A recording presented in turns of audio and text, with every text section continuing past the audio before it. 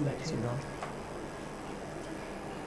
आपका subject background रहा है हिस्ट्री और पॉलिटिकल साइंस। यस क्या रिलेशन है दोनों सब्जेक्ट्स में, हिस्ट्री और पॉलिटिकल साइंस में?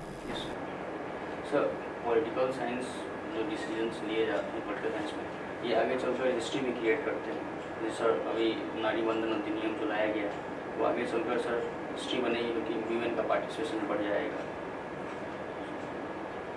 ठीक है, और ये तो एक साइड हुआ कि जो पॉलिटिकल डिसीजन है वो आगे चल के हिस्ट्री बनेगी, तो क्या हिस्ट्री और क्या रिलेशन है? सर जो स्टेप हिस्ट्री बनेगी सर, इस नारी बंधन अधिनियम को ही अगर ये बाद में हिस्ट्री बनेगी तो इससे वीमेन पार्टिसिपेशन बढ़ेगा, तो वीमेन लेड और वीमेन पार्टिसिपेटेड पॉलिटिकल पॉलिसीज बनेंगे सर। हाँ, वन साइड का रिलेशन आपने बता दिया, लेकिन उसका कोई दूसरा पहलू भी है। सर सर हम जो हिस्ट्री पढ़ते हैं तो जो जैसे कि मॉडर्न काल का एडमिनिस्ट्रेशन सर, होटल का फॉरेन रिलेशनशिप सर, तो वो आज पॉलिटिकल सिनेरियो में यूज़ होता है सर। पॉलिटिकल साइंस की स्टडी का एक अच्छे एडमिनिस्ट्रेटर होने में क्या क्या बेनिफिट्स मिल सकता है? सर पॉलिटिकल साइंस होने के कारण क्या होता है सर कि एक डिप्लोमेटिक जो रिलेशनशिप इस्टेब्लिश किए जाते हैं नेशन टू नेशन, उसमें काम आते हैं सर। लेकिन आप तो स्टेट एडमिनिस्ट्रेशन में आ रहे हैं ना? सर उसमें पॉलिसी इम्प्लीमेंटेशन में सर काम आएंगे। कैसे? सर जो पॉलिसी लेजिस्लेशन के द्वारा बनाए गए हैं उसको एग्जीक्यूट करने में लास्ट माइल अप्रोच लिया जाएगा सर। उसमें जो पॉलिटिकली मार्जिनलाइज है, सोशल मार्जिनलाइज है, उसको वहाँ तक उस स्कीम को पहुँचाया जाए, जो गवर्नमेंट की स्कीम है। राइट टू एजुकेशन के बारे में आप हमें कुछ बताएंगे? Yes sir, right to education sir right no fundamental right है, जो आर्टिकल 21A में है, जो 86 कॉन्स्टिट्यूशनल अमेंडमेंट 2001 को करके कॉन्स्टिट्यूशन में इंक्लूड किया गया है सर। इससे सर 2001 में आया था RT 86 constitutional amendment 2002 sir. RT 2002 में आया था, श्योर है आप? RT एक्ट सर बाद में आया था, लेकिन sir amendment 86 amendment act sir article 21। और कब से लागू हुआ ये आरटी एक्ट? 2009 से। RTI नहीं सर, राइट टू एजुकेशन। हाँ, 2009 में आया था। एग्जैक्टली सर याद नहीं रहा। अच्छा, ठीक है। क्या प्रोविजंस है उसके? सर इसमें 6 से लेकर एज 6 ईयर्स टू 14 ईयर तक एजुकेशन कंपलसरी एजुकेशन सर देना है इसमें। और उस एक्ट के पहले एजुकेशन कॉन्स्टिट्यूशन में कहाँ पे था? सर उससे पहले कॉन्स्टिट्यूशन में राइट टू एजुकेशन जो है DPSP में सर था। तो क्या डिफरेंस हो गया पहले के स्टेटस में और बाद के स्टेटस में? सर अब ये फंडामेंटल राइट होने के कारण ये इन्फोर्सिबल है सर। पहले DPSP के कारण क्या होता था कि इन्फोर्स नहीं किया जाता था। अगर किसी स्टूडेंट जो 6 ईयर्स से लेकर 14 ईयर्स के बीच में है, तो अगर उसे एजुकेशन नहीं मिल रहा है तो वो सुप्रीम कोर्ट जाकर इसको इन्फोर्स नहीं करवा सकती थी सर। अब अगर कोई भी स्टूडेंट बाहर है अपने एजुकेशन से, तो वो सुप्रीम कोर्ट जाकर इसको इन्फोर्स करा सकते हैं। Enforcement heart and soul of Indian constitution yes किसे कहा गया है?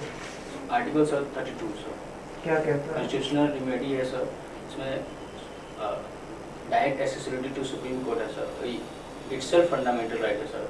अगर इन फंडामेंटल राइट्स के वायलेशन के सिचुएशन में जो गरीब पर्सन डायरेक्ट सुप्रीम कोर्ट से जा सकते हैं अपने फंडामेंटल राइट इन्फोर्समेंट के लिए। इमरजेंसी लगने के क्या रीजंस थे? इमीडिएट रीजन क्या था? In all three immediate reason क्या था? जो अभी तक इंडिया में कितनी बार इमरजेंसी लगा है? 3 टाइम्स 3 बार इमरजेंसी लगा है? Yes sir, national emergency. कब कब? सर 1962 में, 1965 में और 1962, 1971 और 1975। तो 75 के इमरजेंसी में कौन से मेजर उसके कारण कौन से थे? सर उस समय सर इंटरनल डिस्टर्बेंस को ग्राउंड मानकर नेशनल इमरजेंसी लगाई गई थी। क्या था इंटरनल डिस्टर्बेंस उस समय? सर उस समय गवर्नमेंट के विरोध में जयप्रकाश नारायण जी ने रिवोल्ट मूवमेंट चलाया था। और भी कोई रीजन था? यस सर, उस समय के तत्कालीन प्रधानमंत्री इंदिरा गांधी जी के अगेंस्ट में इलाहाबाद कोर्ट ने एक जजमेंट दी थी इससे कहानी। उसके बाद इमरजेंसी रूल्स में कुछ चेंज किए गए कॉन्स्टिट्यूशन में? यस कहाँ पे चेंज किया गया? सर 44th अमेंडमेंट एक्ट से सर, एक तो पहले जो इमरजेंसी लगाई थी 1975 में, वो सिर्फ प्रेसिडेंट। क्या चेंज किया गया प्रोविजंस में? सर एक कैबिनेट वर्ड डाला गया था कॉन्स्टिट्यूशन में।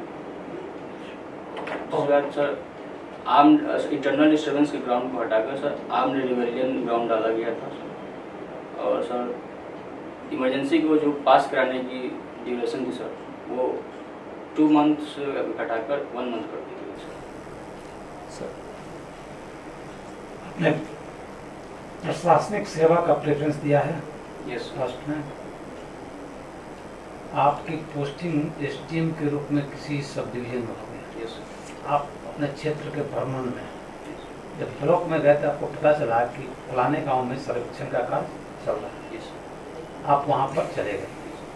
वहां पर आप कौन कौन से स्टाफ को पाइएगा?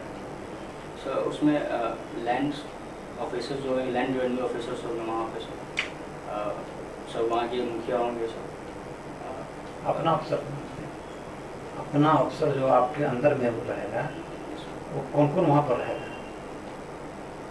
आप सर्वेक्षण, भू सर्वेक्षण का जो कर, आप बताइए कि बिहार में कितना डिस्ट्रिक्ट में भू सर्वेक्षण का कार्य चल रहा है? सर इसमें मुझे रिकॉल नहीं कर पा रहा हूँ एग्जैक्ट से। आपके पिताजी का प्रोफेशन क्या है? टीचर है सर। आपको जमीन है घर में, खेती बाड़ी जमीन? कितनी है सर एग्जैक्ट में नहीं पता है। फिर भी खेती बाड़ी होती है, तो आपको तो जानकारी होनी चाहिए भू सर्वेक्षण क्या है, उसमें कौन कौन सा इंफॉर्मेशन सरकार को फिट करना रहता है एक एज ए फार्मर। सर मैंने एग्जैक्टली डाटा देखा नहीं सर कि कौन कौन से इन्फॉर्मेशन उसमें दिए जा रहे हैं, लेकिन सर मुझे लगता है कि उसमें कितने ज़मीन है और कितना उसका सेग्रीगेशन कैसा है और प्रोडक्टिविटी क्या है। इसी क्रम में जब आप वहाँ पर पूछताछ कर रहे थे तो किसी ने आपको बताया कि अमीन समझते हैं? यस अमीन जो है हमको पैसा मांग रहा है, कह रहा है कि जब तक नहीं दीजिएगा तब तक हम आपका इंफॉर्मेशन सही नहीं बताएंगे। यस सही नहीं करें। तो आप उस सिचुएशन में क्या काम कीजिए? सर उस सिचुएशन में मेरा ये है कि एक तो वो लीगल नहीं है कि वो पैसे मांगे करप्शन कर रहा है, और दूसरे सर तो वो उससे बात करके उसको चाहिए कि उसका जो इन्फॉर्मेशन जो मांगा जा रहा है उनको दिया जाए, और जो एग्रीव्ड पर्सन है उससे बात की जाएगी उनको क्या ग्रीवेंसेस है, और अगर जो एलिगेशन है वो अगर इंटेंसिटी का है तो उस पर सर कार्रवाई की जाएगी। इंस्ट्रक्शन क्या दीजिए? सर जो अपने सबऑर्डिनेट को सर बोलेंगे कि जो भी इंफॉर्मेशन जो मांगा गया है, जो काम हो रहे हैं उनको दिया जाए, बिना पैसे के किसी भी तरह का कोई करप्शन नहीं होना चाहिए। उससे जो भी है उससे कुछ लिखित वगैरह में नहीं दीजिएगा एक्शन लेने के लिए? यस सर, अगर एलिगेशन बनाए गए हैं सर, उसका ग्राउंड है प्रॉपर सर, उससे रिटर्न लेके उसका FIR किया जा सकता है। सीधा FIR तो तब कीजिएगा ना जब कुछ आपको साक्ष्य मिल जाएगा। यस अभी उसका जैसे कोई एप्लीकेशन दे दिया तो उस पर इमीडिएट जांच कौन करेगा? सर इमीडिएट कार्रवाई की जाएगी सर उस पर। तो आप जांच कीजिएगा कि कोई आपका नीचे का अफसर कोई करेगा? मेरे राइट में सर मैं ही करूँगा सर। अच्छा, पूरा जांच आप ही करने लगेगा? सर मेरे आप SDM हैं, तो आपके अंदर में बहुत से लोग हैं। यस तो आपका स्टेप क्या एकदम कंक्लूजन वाला स्टेज हो जाएगा कि नीचे से कुछ आएगा जांच उछ कर तब आप एक्शन लीजिए? बॉटम अप्रोच होना चाहिए सर, पहले नीचे से। पॉलिटिकल साइंस आपका PG में है। यस लॉन्ग मार्च से क्या समझते हैं? लॉन्ग मार्च सॉरी सर इसमें नहीं, मुस्तफ़ा कमाल का नाम सुने? यस कमाल पाशा कि मुस्तफ़ा कमाल, क्या सुने आप? मुस्तफ़ा कमाल पाशा। अच्छा, कहाँ के थे? सर वो टर्की के से थे। उनका क्या योगदान है वहाँ पे? सर उनका योगदान जब वर्ल्ड वार के समय कैलिफेट के पोस्ट को जब अलायंस एक्सिस ने वर्ल्ड वार कब हुआ था? सेकेंड वर्ल्ड वार कि फर्स्ट वर्ल्ड वार?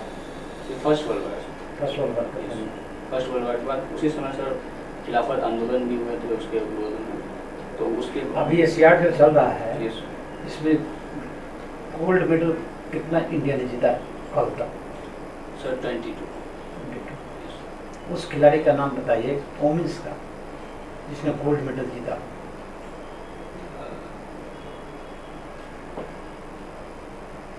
अभी याद नहीं सर पता है। आप हमें ये बताइए, अभी हाल फिलहाल चर्चा में है इंडिया और भारत। यस क्या इंडिया को भारत कर देना चाहिए या भारत को इंडिया ही रहने देना चाहिए? सर इंडिया और भारत सर दोनों हैं। अभी आर्टिकल 1 में बोला जाता है that India that is Bharat, तो इंडिया और भारत दोनों इंडिया का नाम अभी ही है सर। उसमें ऐसा कुछ कि इंडिया को भारत किया जा रहा है या भारत को इंडिया किया जा रहा है, ऐसा कुछ नहीं है सर। वो नाम का दोनों का यूज है, पहले इंडिया यूज करते थे, अभी फिलहाल ये गवर्नमेंट भारत भी यूज कर रही है। जनगणना और जातीय गणना दोनों में क्या अंतर है? सर जनगणना में सर एग्जैक्ट सिर्फ नंबर का पॉपुलेशन का काउंट होता था सर, या कास्ट सेंसस में सर कास्ट को भी जो काउंट किया जा रहा है सर। ये क्या था, जातीय गणना था या जातीय जनगणना था बिहार में जो हुआ? जातीय गणना था सर। अभी तो अपने सेंसस बोल दिए। Sorry sir. गांधी जी और अम्बेडकर दोनों के विचारों में क्या समानता थी और क्या असमानता, दो पॉइंट बताइए। सर समानता थी कि दोनों जो अंत्योदय के विचार को मानते थे, जो मार्जिनल सेक्टर है, वीमेन का अपलिफ्टमेंट है, दोनों विश्वास रखते थे। और डिफरेंट ये था सर कि गांधी जी चाहते थे कि एक बॉटम से उनका उत्थान हो, विलेज से, सोसाइटी से। और अम्बेडकर जी का पॉइंट था कि पॉलिटिकल उनको स्टेटस मिले, रिजर्वेशन मिले पॉलिटिक्स में, तो वो चाहते थे कि जितनी जल्दी हो सके वो उनका अपलिफ्टमेंट हो। गांधी चाहते थे कि कंस्ट्रक्टिव वे में चाहते थे कि उनका उत्थान हो। गांधी जी और अम्बेडकर के बीच में कोई पैक्ट हुआ था? यस कब हुआ था, कहाँ हुआ? सर पुणे पैक्ट हुआ था सर पुणे जेल में, क्योंकि उस समय मैकडोनाल्ड अवार्ड हुआ था सर 1931 सर। पुणे पैक्ट 1931 में हुआ था? 1930 sir, exact sorry sir. Sure है आप? Sorry sir. संविधान यस सर। क्या है? संविधान संविधान सर रिटन लॉ है जो एक नेशन को, गवर्नमेंट को, लेजिस्लेशन को, एग्जीक्यूटिव को, दोनों को एक कोऑर्डिनेटेड वे में सुपरवाइज या फिर उसको कुछ राइट्स और ड्यूटीज देती है, तो वो अपने नेशन को। तो संविधानवाद क्या है? जी संविधानवाद, संविधान और संविधानवाद। सर इंग्लिश टर्म्स यूज कर। हाँ बोलिए। नहीं सर, वो संविधानवाद का इंग्लिश टर्म जानना चाहेंगे सर। उसमें तो ऐसे ही लिखा है कॉन्स्टिट्यूशनलिज्म। सर कॉन्स्टिट्यूशनलिज्म सर ये है कि कॉन्स्टिट्यूशन वो एक रेस्ट्रिक्शन डालती है कि वो आप उससे आप वायलेट नहीं कर सकते, जैसे कि लेजिस्लेशन में कुछ दायरे बनाए गए हैं कि हाँ इतने में आपको कर्म करना है। आप सीतामढ़ी से बिलोंग करते हैं? यस सीतामढ़ी में कोई मूर्ति का निर्माण किया जा रहा है? यस किनकी मूर्ति का निर्माण किया जा रहा माता सीता की मूर्ति बनाई जा रही है।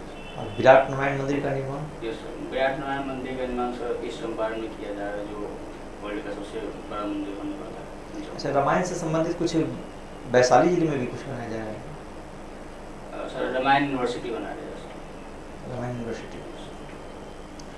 जनगणना और जातीय गणना के बारे में पूछा। Yes sir. बिहार की एक ऐसी जनजाति जो अपनी गणना स्वयं 5 साल में करती है, कौन सी जनजाति है और कहाँ पाई जाती है? वो स्वयं करते हैं। Thank you. Thank you.